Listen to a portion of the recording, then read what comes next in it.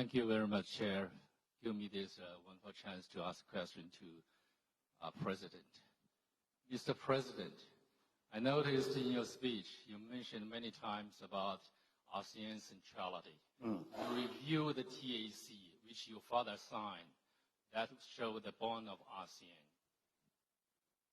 I think the ASEAN centrality is very important, but it's not, we cannot take it for granted.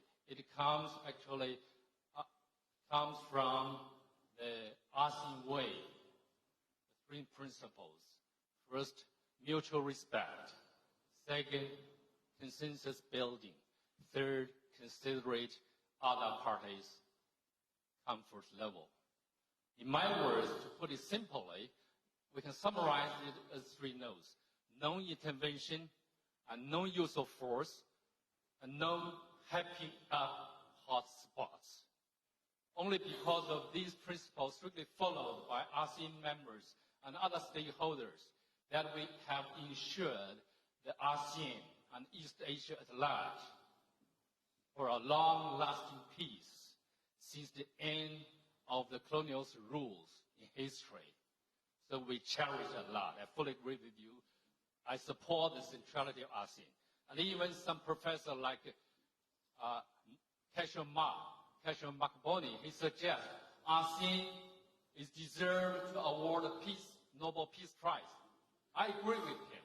Thank you very much. I think your question is, do you agree with me? So President Marcos, yes, please. My question is, President, in the eyes of the international community, some of your Philippines behavior in recent times, it now sounds like you really consider other parties' comfort level, and there is a risk of ruining the regional long-earned, long-lasting peace since the end of the colonial history. What's your comments on that? Thank you very much. Well, I cannot imagine what you must be referring to if the reference or the allusion is to the Philippines somehow tearing apart what we have agreed on with in terms of ASEAN centrality. Quite the contrary. I think if you examine more closely the remarks that I just made, I precisely focus on ASEAN centrality, and that the principles that are laid down that are involved in the concept of ASEAN centrality are some things that we must use to guide us. And if we have been distracted in the past years or so, then it's time for us to return and remember, once again, what ASEAN was created for. And that is to create an aggregation of nations that have very many common interests, and that can be, and that partnerships within that multilateral organization can help each other and help the region. And so the Philippines is still remains true to the principles that were established and upon which ASEAN was born.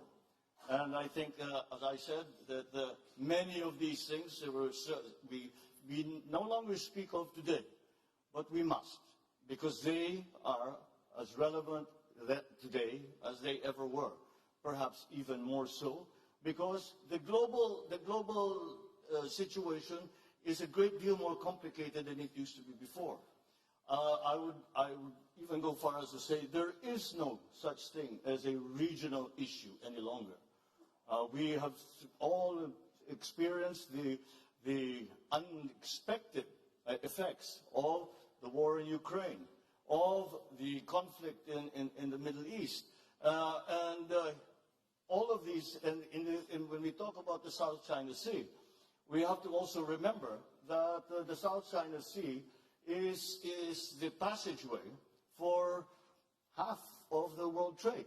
And therefore, the peace and stability of the South China Sea and the freedom of navigation of the South China Sea is a world issue.